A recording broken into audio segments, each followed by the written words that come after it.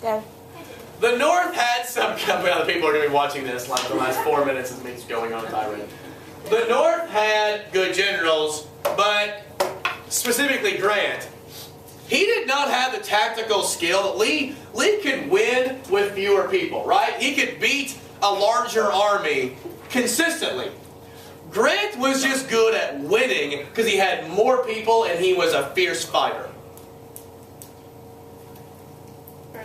It's like George Foreman. Does anyone know boxing at all? I don't. You know who George Foreman is? Yeah. You probably know him from the grill thing, right? But he was a boxer. But when he was a younger man, he was heavyweight champion. Not when he was old. He was heavyweight champion. He was a younger man in the 70s. He was not a good boxer. What he was big and strong, and when he made contact with you, things broke. Right?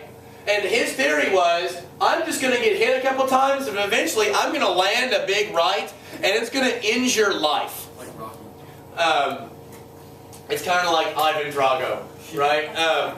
So that was Grant. The South also had Stonewall Jackson. He was great. Southern men had grown up on horses. Think about this. Southern men, they had grown up on horses. They had grown up outside. Where were most of our cities, north or south? The north. So a lot of the northern troops just didn't have sort of the country fighting experience. Now there were obviously, people on farms out here that were just as good as Southerners. But a lot of the recruits were Irish immigrants, right? This was a huge advantage to the South for about a year, but eventually the North would have caught up. So what are some of the chances that the Confederacy can win? Well, number one, what's some of their problems, though? What's some of the problems for the Confederacy? What don't they have a lot of? Trains. One, they don't have very much infrastructure. They don't have very many factories, and they don't have much trains. Don't have much trains. I get much trains.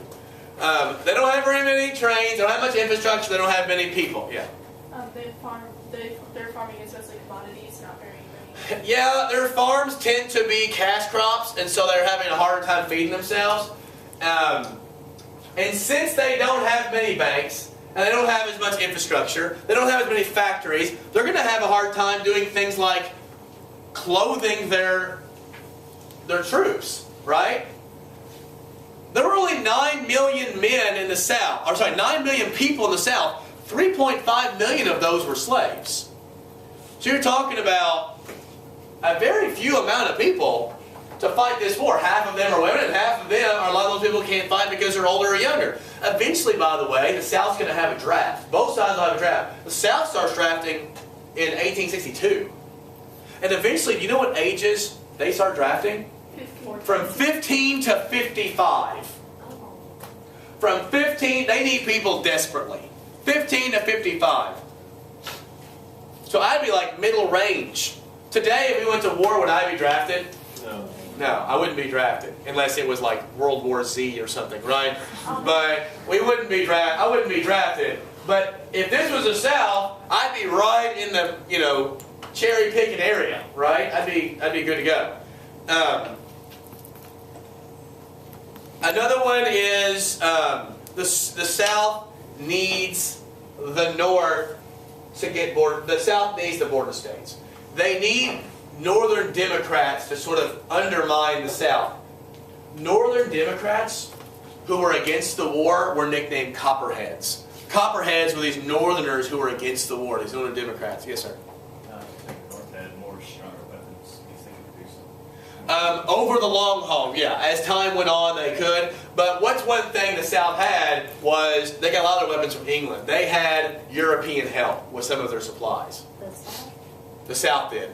A lot of Europe, sort of the aristocratic Europe, was more pro-South.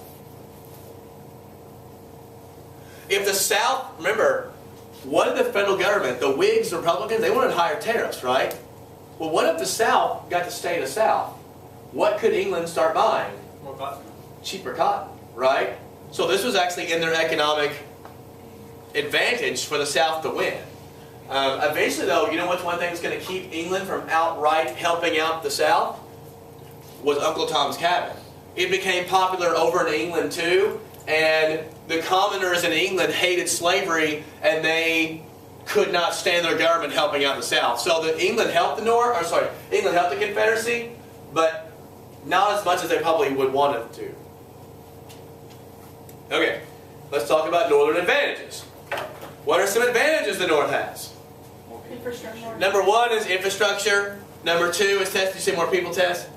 A higher population by far, almost 3 times the population. Also, where do immigrants go? North or south? North. So you get a steady stream of unsuspecting Irish potato eaters coming over the north and being handed a weapon. They had almost all the wealth. The North usually had giant superiority when they would go to battle. Sometimes 3-2, sometimes 3-1 superiority. But Lee was always able to convince or trick or beat the North. You talk about head of the class, McClellan, who was a Northern general, was maybe head of his class at West Point and ended up being a very ineffective general. He actually, when he took over the whole command of the entire Northern Army, he was younger than I am now. His people loved him, but he couldn't win. Also, the North had the idea of union, that they were attacked.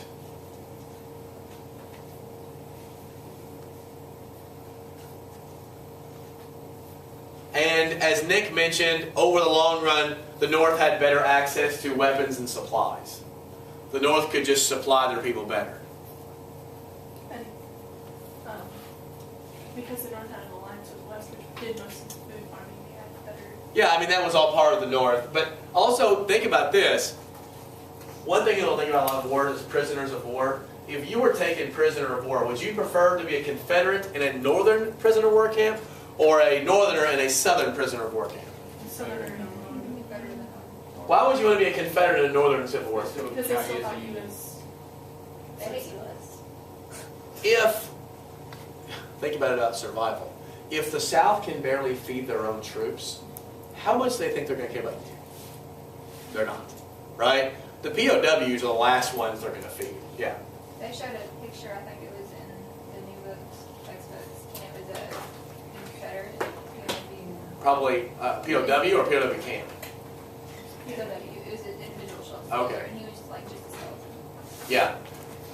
You said he was a Southerner in a Northern camp or a Northern or No, Southern? he was a Northerner in a Southern. He probably was at a camp called Andersonville that was really famous for being horrible. Yeah, I mean, it almost looks like a Holocaust survivor, doesn't it? Yeah. I heard that they would have like blind baths for soldiers. Like they would cut shallow wounds that would bleed a lot, and then like throw them into like baths of acid. I don't know.